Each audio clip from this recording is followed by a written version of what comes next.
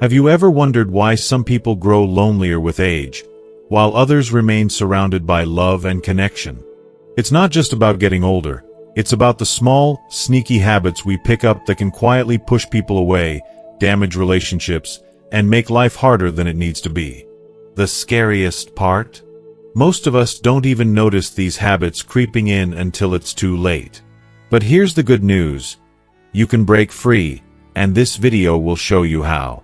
Join us as we dive into the 9 surprising traps that could be dimming your joy, health, and closeness with others, and discover practical fixes to reclaim the vibrant life you deserve. Meet Emma, a 68-year-old retired teacher, whose journey reveals how these habits took hold, and how she transformed her life by overcoming them. Why watch until the end?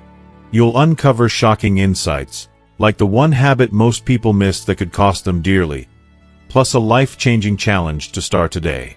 Whether you feel disconnected, stuck, or simply curious about what's holding you back, this video is your guide to aging with purpose, rebuilding lost connections, and rediscovering joy. Don't miss the practical tips that could transform your relationships, the surprising health risks tied to these habits, and Emma's inspiring story of renewal. Hit that like button, subscribe, and let's get started, because the longer you wait, the harder change becomes. If you are not subscribed, subscribe and activate the notification bell so you don't miss any videos. Your support means a lot to me, and if you enjoyed this video, you can help me continue spreading the valuable lessons by liking and sharing it. If you like the topic of this video, please comment 1. If you don't, please comment 0 to let me know how I can improve and make better videos for you. Now, let's begin. Number 1. Becoming too negative or critical. I've often thought about Emma's story because it's a quiet, sneaky trap that so many of us fall into without even realizing it. Emma never saw herself as a negative person. She believed she was just being honest, speaking her mind, sharing her true feelings with the people around her. But as the years passed, something inside her began to change, almost imperceptibly at first. Maybe you can relate to this. A small sigh when you wake up, a fleeting complaint about aches, or how fast time flies. It feels harmless, almost normal, doesn't it? But slowly, those tiny grumbles start weaving themselves into the fabric of your daily thoughts. For Emma, mornings became a litany of getting older laments. The pain in her joints, the stiffness in her steps, these weren't just physical sensations. They carried a weight on her spirit. And what started as little mutters soon turned into a persistent undercurrent of frustration. Watching the news became unbearable. Every headline seemed to confirm her fears that the world was falling apart. She felt powerless, and that helplessness twisted into anger. Then, in conversations with her younger relatives, that anger found a sharper edge. "Back in my day, we had more respect," she'd say, sometimes with a weary, defeated roll of her eyes. It was as if the younger generation was failing her, and that stung more than she wanted to admit. At the time, Emma didn't realize how much this negativity was isolating her. She thought it was just an honest expression, nothing more. But the people around her started pulling away. Friends who used to call regularly began to shy away from deep talks. Her grandkids, once excited to visit, found reasons not to come around as often. It was heartbreaking.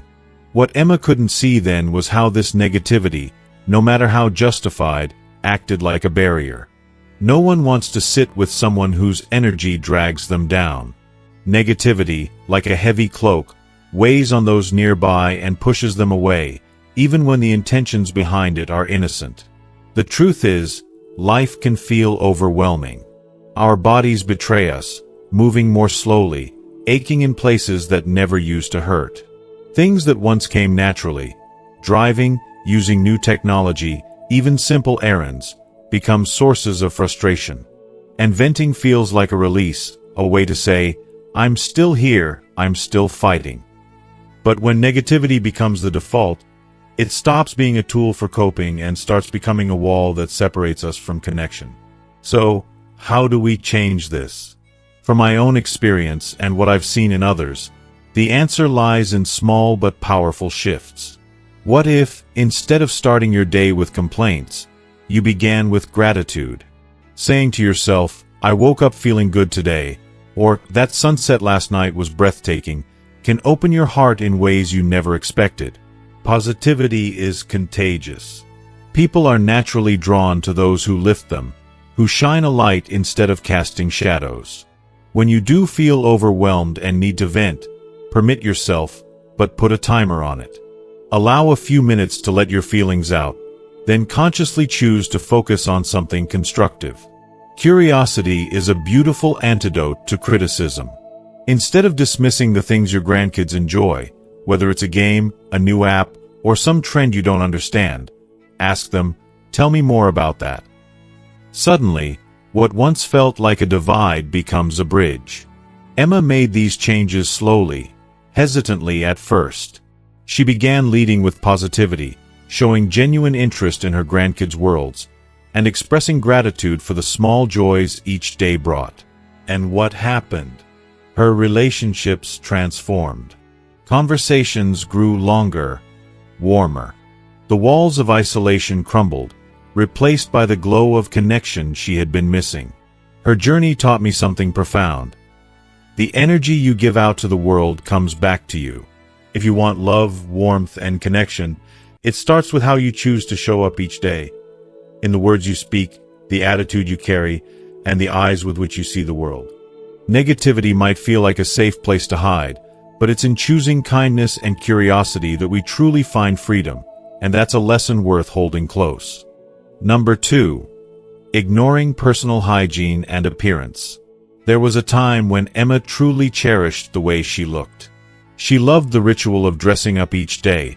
Savoring the moment, she carefully chose an outfit that reflected her mood and personality. It wasn't just about clothes, it was about expressing herself, feeling proud and confident.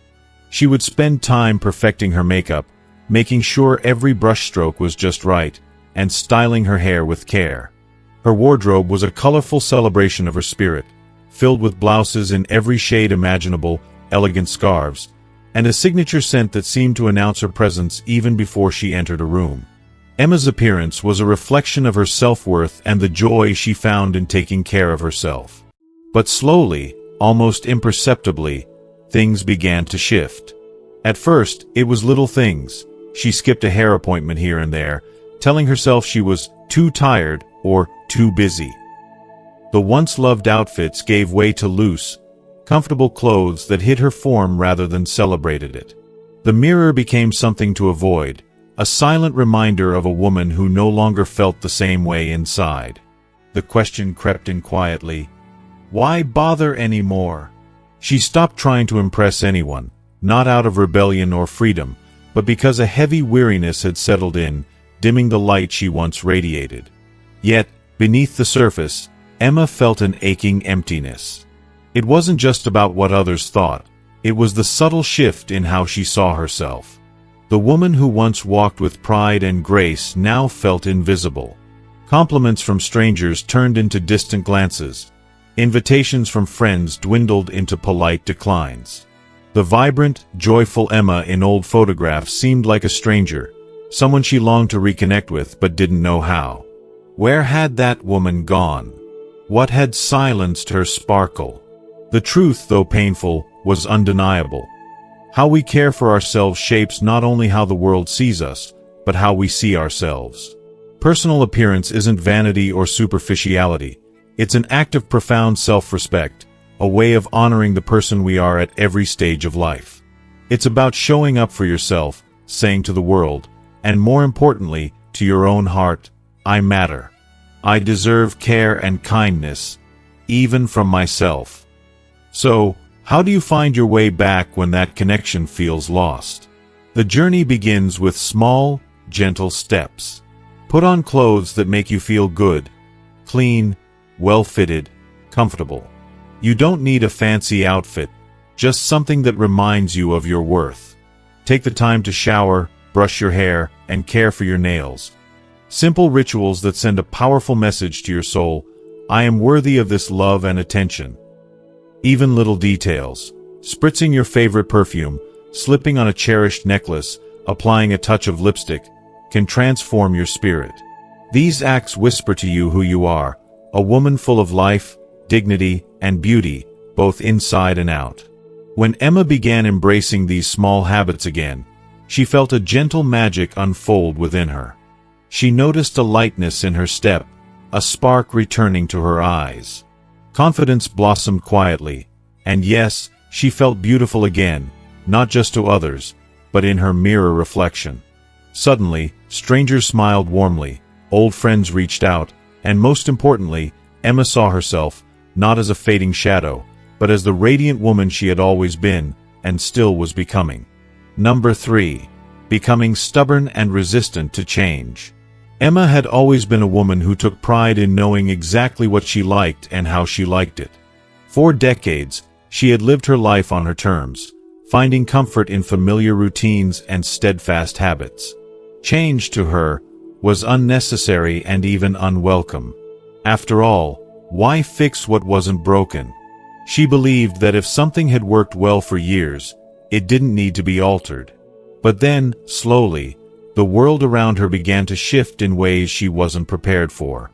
Her children and grandchildren stopped calling her on the phone like they used to.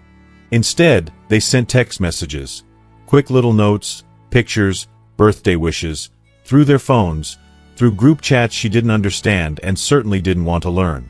Emma resisted. She would firmly say, "I don't need to learn all that. If they want to talk to me, they can just pick up the phone." It wasn't just stubbornness. It was fear. Fear of the unknown, fear of failing, fear of feeling out of place. At first, it seemed harmless. But those phone calls became fewer, those visits rarer, and the flow of family news and love moved into digital spaces Emma refused to enter. Unbeknownst to her, this resistance was slowly creating an invisible wall between her and the people she cherished most. It wasn't merely about technology. It was about connection, about being part of life's everyday moments. The laughter, the milestones, the little updates that make family life vibrant and real.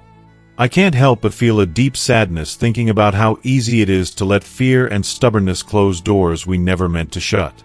Life moves on, whether we're ready or not, and sometimes that leaves us feeling left behind, forgotten, or even invisible. But here's the truth I've come to believe. There is incredible strength in embracing change, even when it's uncomfortable. Saying, "I don't need that," may feel safe, but saying, "I'll try," is where growth happens. It's where connection blossoms, where the heart opens. Emma didn't become an expert overnight. She started small. Her granddaughter showed her how to send a simple text message. At first, it was frustrating and confusing. But then, a new world opened up. Daily photos of her great-grandchildren, silly jokes shared across chats, quick thinking of you messages. These little digital moments made Emma feel alive, seen, and deeply connected again. If you are still watching this video and find these lessons useful, please comment 1 below to let me know that you are still here with me. What moved me most about Emma's story was how letting go of her stubbornness didn't just teach her a new skill. It gave her back what she was missing, a bridge to her family's lives, a reminder that love finds a way through even the smallest changes. She discovered that embracing change isn't about losing who you are, but about opening the door wider to those you love. So, if you find yourself resisting the new, I encourage you to take that first small step. Say yes to trying, yes to learning, yes to connection. Because sometimes, what feels like a simple act, learning to send a text, watching a show your grandchild loves, or just opening your heart to a new way, can transform your world in the most beautiful and unexpected ways. Number 4. Hoarding and refusing to let go of clutter. Emma had always been a deeply sentimental person. To her, every single item scattered throughout her home wasn't just stuff. It was a treasure trove of memories, a tangible connection to moments that shaped her life. Each old birthday card tucked away in dusty boxes whispered stories of laughter and love. The stacks of yellowed newspapers promised themselves they'd be read someday. though years had slipped by without a single glance. Clothes, some faded and out of style, sat untouched in closets, yet Emma couldn't bear the thought of parting with them. Just in case, she told herself, clinging to the hope that someday these things might matter again. But over the years, the once warm and inviting home she had built transformed quietly yet painfully into a maze of clutter, of forgotten possessions, crowding every nook, every shelf, every room. What was once her peaceful sanctuary now felt like a prison. She couldn't deny the truth anymore. The very space that should have given her comfort was suffocating her spirit. The air felt heavy, weighed down by the sheer volume of things that no longer served her. At first, Emma refused to see it as a problem.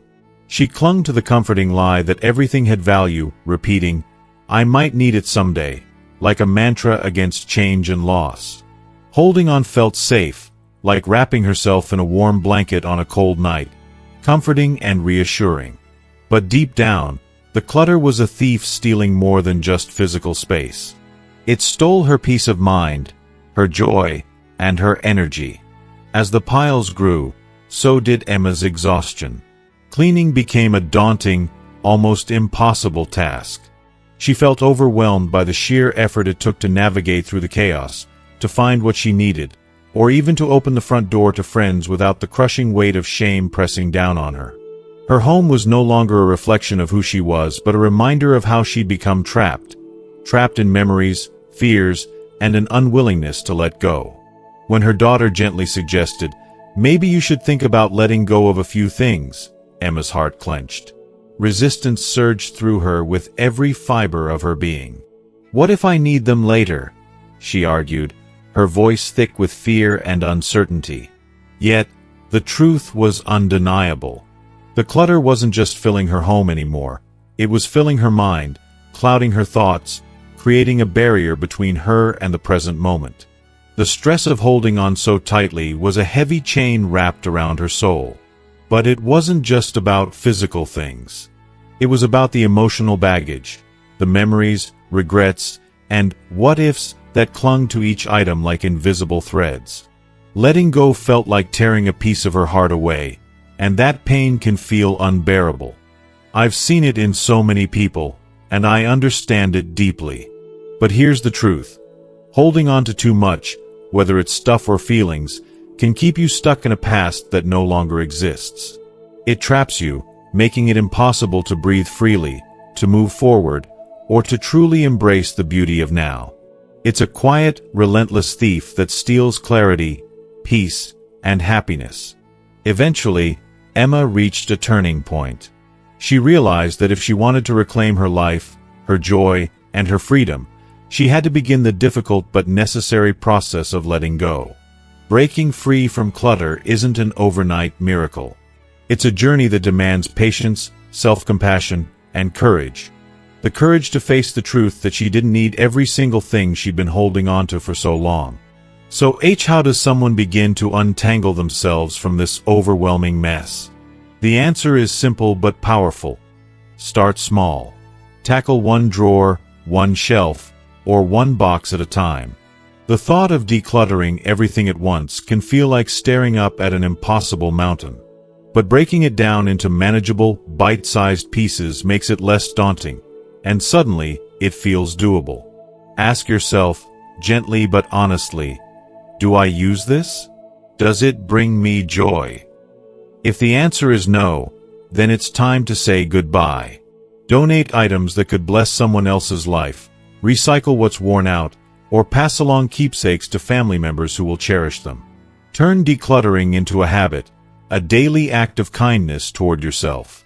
Set a small goal. Let go of just one item each day. Over time, this simple step blossoms into a profound transformation. And there's a practical side to this, too. Clutter isn't just mentally draining. It's physically dangerous. It raises the risk of falls, accidents, and injuries, things no one wants, especially as we grow older. Your home should be a sanctuary, a place where you feel safe, at ease, and free. When Emma finally took that brave first step and dove into decluttering, something truly magical happened. The weight that had pressed so heavily on her shoulders began to lift. It wasn't just the physical space that transformed, it was her spirit. She donated clothes she hadn't touched in years, recycled old magazines that gathered dust like forgotten memories, and organized her living space with intention, making room for what truly mattered. For the first time in what felt like forever, Emma felt a calm peace settle over her home. It was lighter, brighter, and filled with fresh energy. She rediscovered a freedom she thought she'd lost, the freedom to live in the present, to let go of the past, and to open her heart and home to friends once again. The smile that returned to her face was the sweetest reward of all. Number 5. Losing patience with others too quickly. Emma had always believed herself to be a patient person. She prided herself on being kind, understanding, and forgiving, especially when dealing with people who struggled or needed a little extra grace. She thought patience was one of her strongest virtues, a part of who she was at her core. But as the years passed, she began to notice subtle shifts within herself. Small cracks started appearing in that foundation. Tiny, almost invisible moments where irritation sparked and patience slipped away like sand through her fingers. These moments seemed so minor at first, barely worth mentioning, but their accumulation was undeniable. One ordinary afternoon, Emma found herself standing in the grocery store checkout line, her cart overflowing with the week's necessities. The young cashier, new and unsure, was carefully fumbling with the bags, taking more time than she expected. A slow-burning frustration began to grow inside her chest, tightening like a knot. Why is he so slow? Can't he just move a little faster? She thought sharply, feeling her temper rise before she even realized it. Without meaning to, the words escaped her lips, harsh and impatient. "Come on, can you hurry up?" Instantly, Emma caught the change in the cashier's expression. His face fell, eyes darting down nervously, hands trembling as he struggled to finish the task. And in that frozen moment, a wave of guilt crashed over her. She suddenly saw him clearly, a young man, new to the job, trying his best despite the pressure. And here she was, snapping at him like he was the source of her stress. It was a painful mirror. Was she becoming the very person she used to quietly dislike? The person who was quick to judge, quick to snap, slow to offer kindness or understanding. The realization hit her hard, deeper than she expected. Growing older can sometimes make us less patient with others. Life's pace changes, expectations shift, and when the world doesn't keep up with how fast we want to move, it's easy to feel trapped in moments of frustration. But impatience is a heavy burden. It doesn't just weigh on those around us. It weighs on our hearts and minds. It raises our stress, clouds our judgment, and sows seeds of bitterness in even the smallest interactions. So, how do we fight back against this creeping impatience? How do we nurture kindness when everything feels like it's moving too slowly? The first step is surprisingly simple. Pause. When you feel irritation bubbling up, stop for a moment. Take a slow, deep breath. Ask yourself, is this worth the frustration? Is this moment truly a battle worth fighting? Remind yourself that the slow driver ahead might be someone's beloved grandfather, that the cashier fumbling with the bags is likely a nervous student trying hard to get through their shift. Compassion grows in those tiny moments of understanding. The next time Emma encountered that same young cashier, something inside her shifted. Instead of frustration, she offered a warm smile. She complimented his efforts and told him he was doing a great job. The change was instant. His face lit up with gratitude and relief, and in that exchange, Emma felt a gentle reminder of how powerful kindness is. It doesn't take much to brighten someone's day or ease the invisible weight they carry. Patience, it turns out, is a gift, not just for others, but for ourselves. Choosing patience over frustration brings less stress, gentler connections, and a heart that feels more peaceful, even on the busiest, most overwhelming days. And isn't that what we all need? More peace, more grace, more moments where kindness wins. Number 6. over-talking and not listening. Emma had always been a natural storyteller. From the moment you met her, you'd know she carried a treasure trove of memories, experiences, and advice that she eagerly shared with anyone who would listen. For years, she was the heart of every family gathering, the voice everyone looked forward to hearing. Her stories painted vivid pictures of days gone by, lessons learned, and little nuggets of wisdom she believed could guide her loved ones. But beneath that joyful enthusiasm was a blind spot she never fully saw. Emma didn't realize just how often she overwhelmed conversations by talking too much and not truly listening. One afternoon, something shifted. Her daughter, who had gradually grown more distant over the past months, finally voiced a truth that pierced Emma's heart. "Mom," she said softly during a phone call, "I love you, and I love hearing your stories. But sometimes, I don't feel heard. It feels like every time we talk, it's all about you. I hardly get a chance to share what's going on with me." Those words hit Emma like a wave. How had she missed this? How could she have been so caught up in sharing her life that she failed to notice the growing silence on her daughter's end?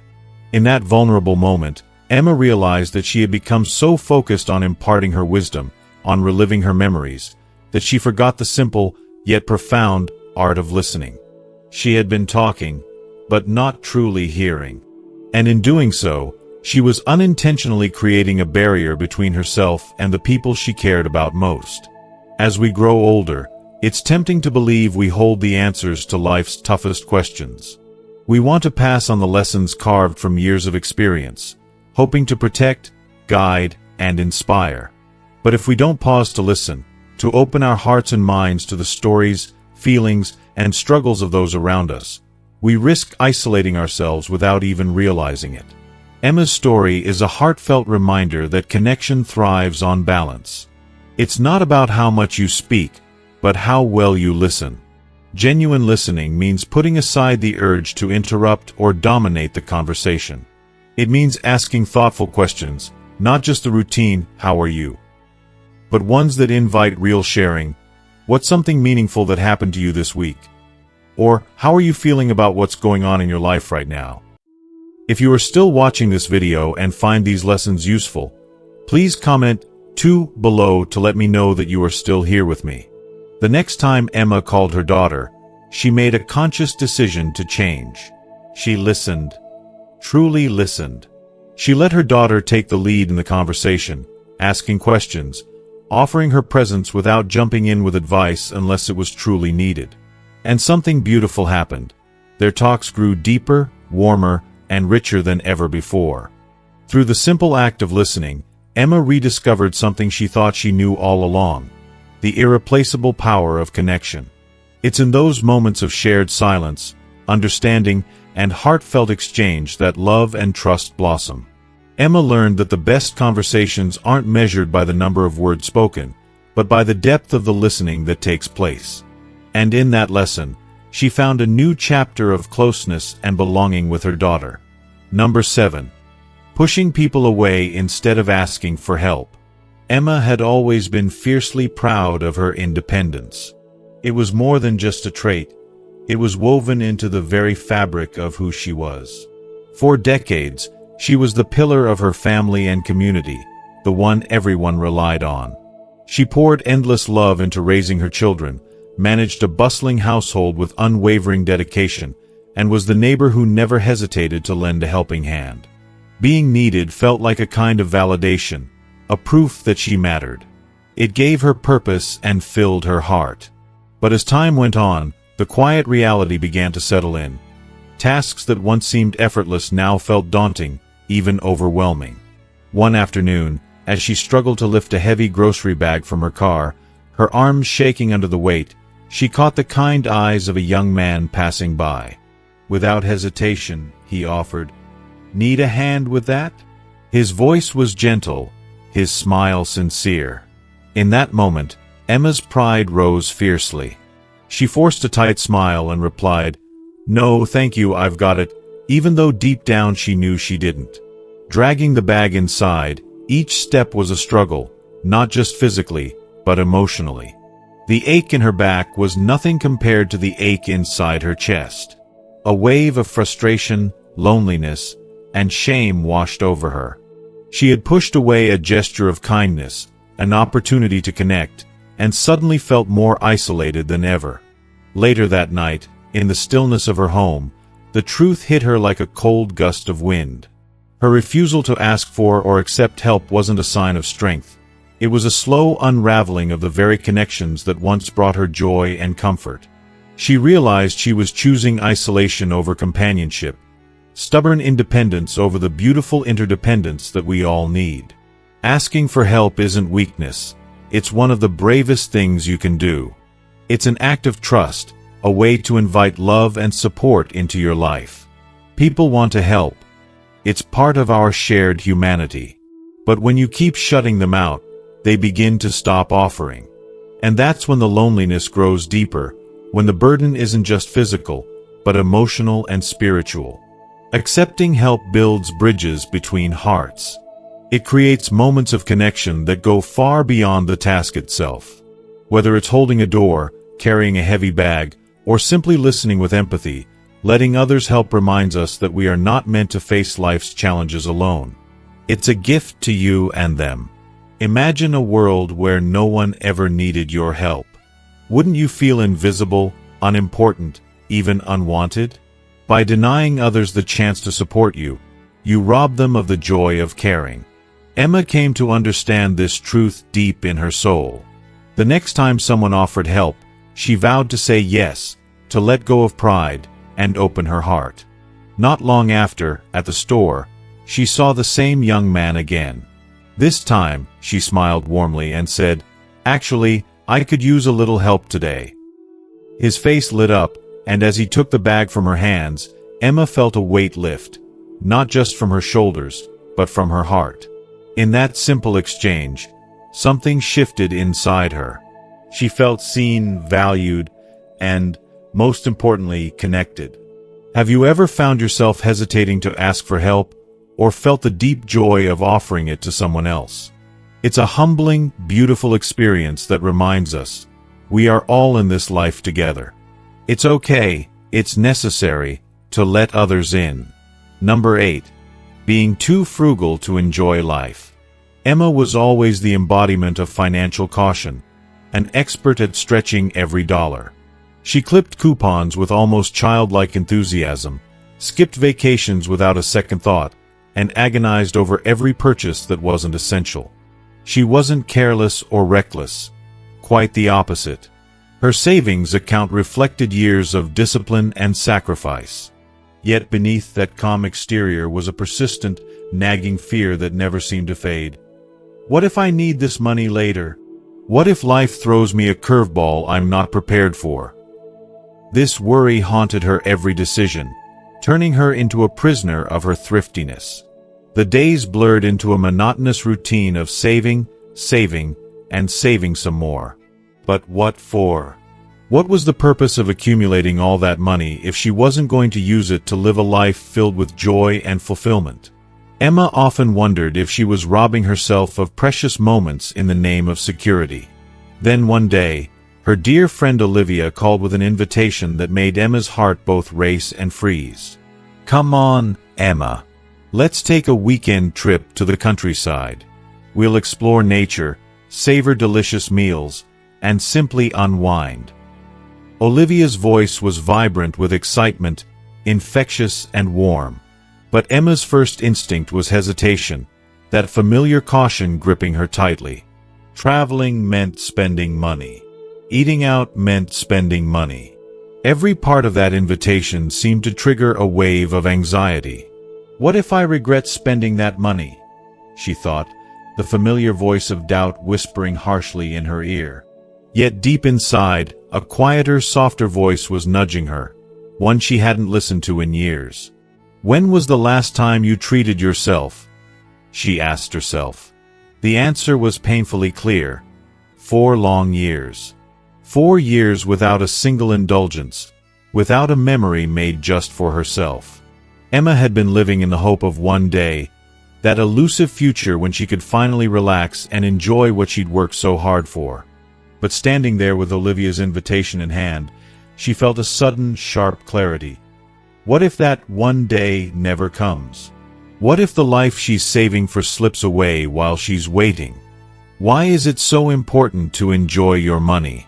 Being financially responsible is vital, no doubt about it, but life is far more than just numbers on a balance sheet. True richness comes from experiences that fill your heart and soul. Travel, laughter-filled outings, and new hobbies. These create memories that outlast any material thing. Research shows that spending money on experiences brings longer-lasting happiness than buying possessions, which lose their shine and meaning over time. Emma had devoted her life to building security. But security without joy is like a garden without flowers. Safe, but lifeless. The secret to a fulfilling life is balance. Celebrating your hard work by savoring life's pleasures doesn't diminish your achievements. It elevates them. It says, I worked hard, and I deserve this. So, how did Emma begin to change? She permitted herself permission to spend, to savor, to embrace life's little delights. Whether it was a cozy dinner at a favorite restaurant, a spontaneous art class, or a weekend escape to breathe fresh air, she vowed to prioritize experiences that nurtured her spirit. She even created a fun fund, a special savings account dedicated solely to joy and adventure. When Olivia next asked about the weekend trip, Emma didn't hesitate. She said yes. And oh, what a difference those 2 days made. She laughed more in that brief time than she had in months. She felt the sun's warmth on her face, savored the taste of good food shared with cherished company, and most importantly, rediscovered the beautiful art of truly living. Watching the sunset with Olivia, Emma realized something profound. These moments, these memories, this connection, this was what all those years of saving had been for. Money wasn't just something to be hoarded. It was a tool meant to enhance her happiness, to support her in creating a life worth living. So, I have to ask you, what experience have you been postponing because of money? What joy have you been denying yourself in the name of saving? Life isn't waiting for the perfect moment or the perfect budget. The time to live fully is now. Number 9. Talking down to younger generations. Emma had always treasured the moments she spent with her grandson, Liam, a bright and lively 15-year-old whose eyes sparkled whenever he talked about his favorite video games. His visits were the sunshine of her week, the times when she felt truly connected to the future through his youthful energy. She loved hearing every little detail, his school adventures, the hobbies he was passionate about, and especially his excitement over the latest gaming trends. But lately, something had shifted between them. Those warm, eager conversations began to feel colder, more distant. The sparkle in Liam's eyes dulled, replaced by a distracted look as he often buried himself in his phone during their visits. It was painful for Emma to notice, though she wasn't quite sure why.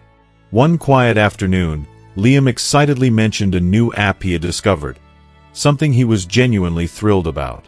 But before Emma could stop herself, she sighed and shook her head almost unconsciously. Back in my day, we didn't need all this technology, she said with a heavy heart.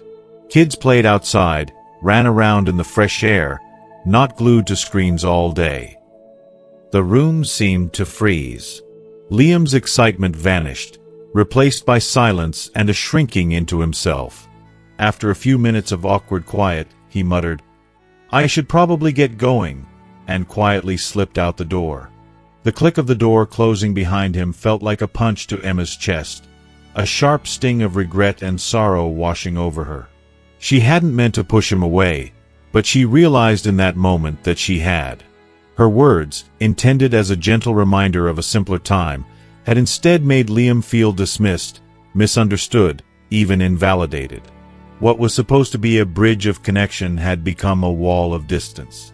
Emma's heart ached because she knew how deeply that unintentional judgment could wound.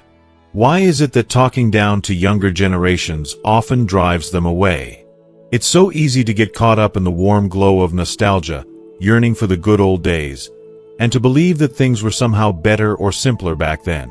But when we constantly remind young people that their way of life is wrong or inferior, we unintentionally tell them that their experiences, their challenges, and their feelings don't matter.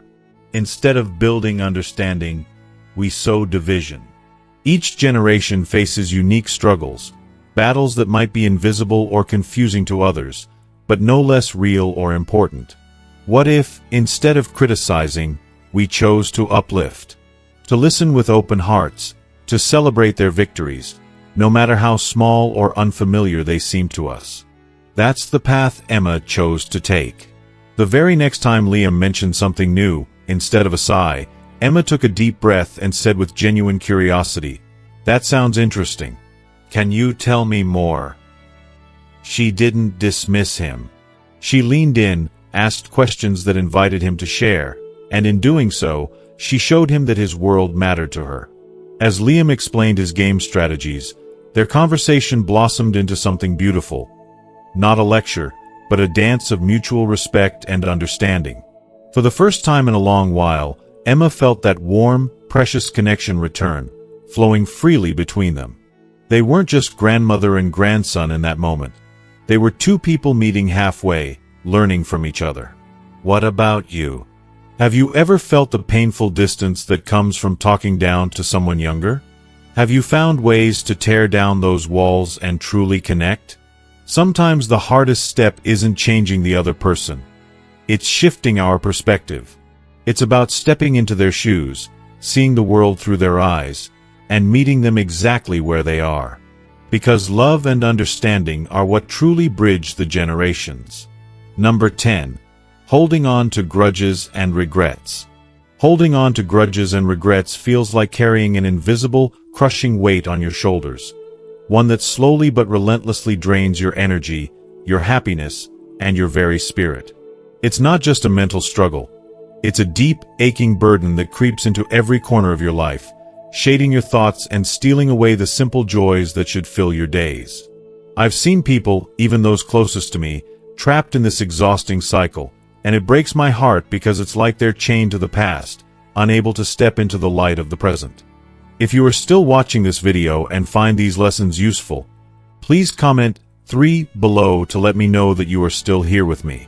Have you ever found yourself suddenly swept away by a memory of a past hurt, an injustice, a betrayal, and felt your chest tighten, your mood darken, as if the whole world around you lost its color for a moment? That's the heavy grip of resentment pulling you under.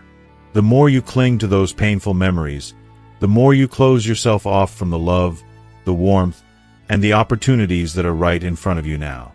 It's a heartbreaking paradox. While you think you're holding on to something that defines you, you're just pushing happiness and connection further away. Bitterness is a silent thief. It sneaks in so quietly, so gradually, that you barely notice how it starts to erode your relationships. Those precious bonds with family, friends, and even yourself. Without realizing it, you build walls, sometimes so high that no one can reach you anymore. I've witnessed this transformation in people I care about, and it's painful to watch how anger festers inside them until their hearts harden, and loneliness becomes their unwelcome companion, even amid a crowd. But it's not just emotional. The toll extends deeply into your physical health as well. Holding on to grudges releases stress hormones that linger in your body long after the initial pain fades. It raises your blood pressure, disrupts restful sleep, and weakens your immune system, making every day a little harder, every breath a little heavier. You might try to push these feelings aside, but beneath the surface, your body knows the truth. There's no hiding from the cost of carrying this burden. So, how do you find the courage to let go and reclaim the freedom you deserve? It starts with a painful but liberating truth. The past is unchangeable. No matter how many times you replay the memories or wish things had gone differently, what's done is done. Instead of asking, "Why did this happen to me?" a question that traps you in helplessness, try asking, "What can this teach me?" This simple shift is powerful. It loosens the chains that bind you and hands you the pen to write a new chapter, one filled with healing and hope. Forgiveness isn't about excusing the wrongs done to you. It's not a gift you give to others. It's a profound gift you give yourself. When you forgive, you don't erase the hurt, but you stop letting it control your life. You choose peace over pain, freedom over bitterness. It's one of the bravest acts you can undertake, not because it's easy, but because it requires strength and honesty. Letting go is not a weakness. It's a reclaiming of your power. When you catch yourself sinking into old patterns of resentment, pause and gently redirect your thoughts towards something positive, something in your present moment that brings you peace, however small.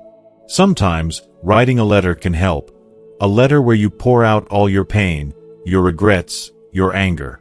Then, whether you tear it up, burn it, or simply let it drift away, you are symbolically releasing yourself from that weight. You owe yourself that freedom. I think of Emma's story often.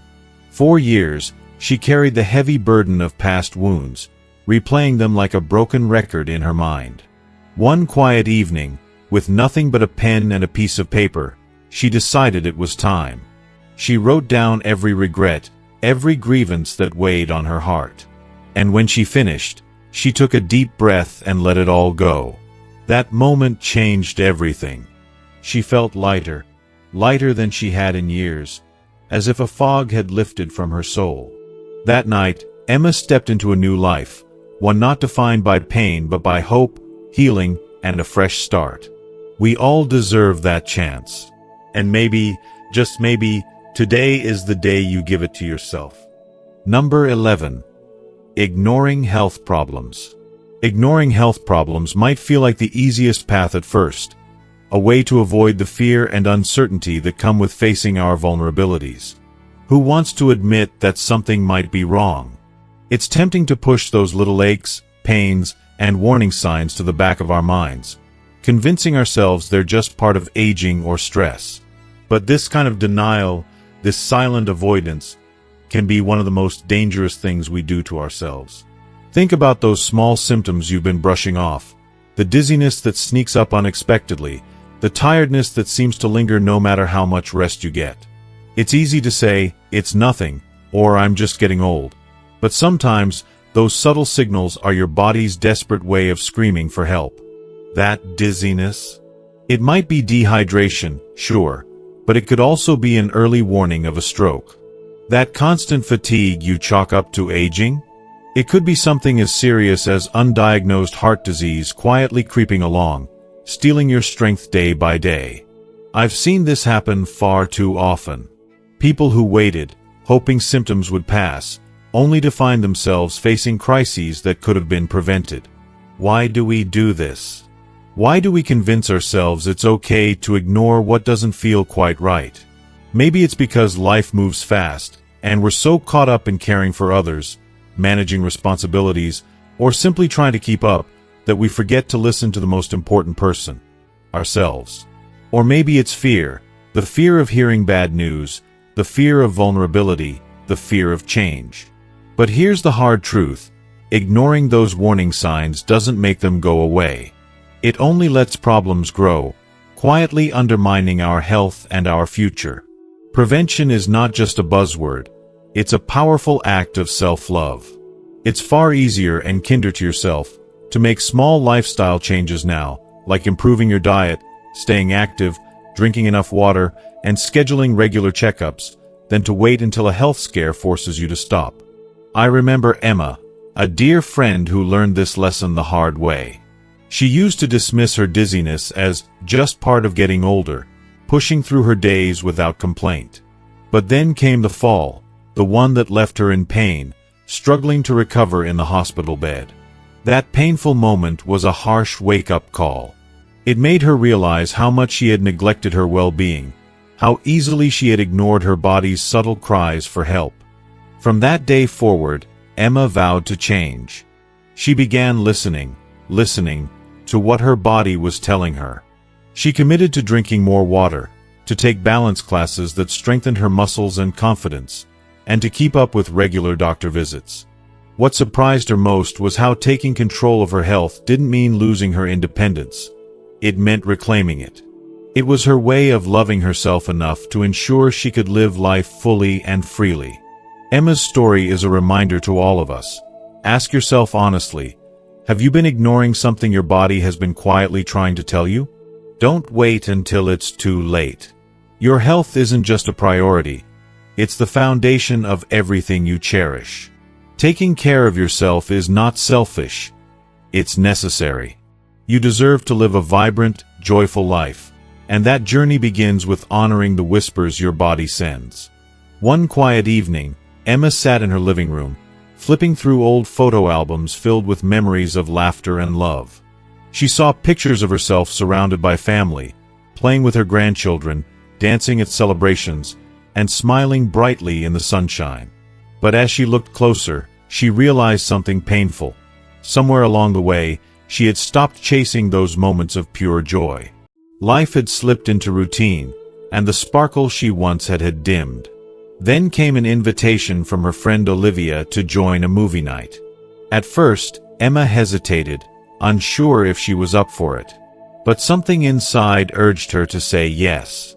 That night, as laughter echoed through the room, something shifted inside Emma's heart. The joy she thought was lost was still there, waiting quietly beneath the surface. For the first time in a long time, she laughed until tears filled her eyes and her stomach ached, the kind of laughter that heals and renews. Laughter is more than just fun. It's medicine for the soul.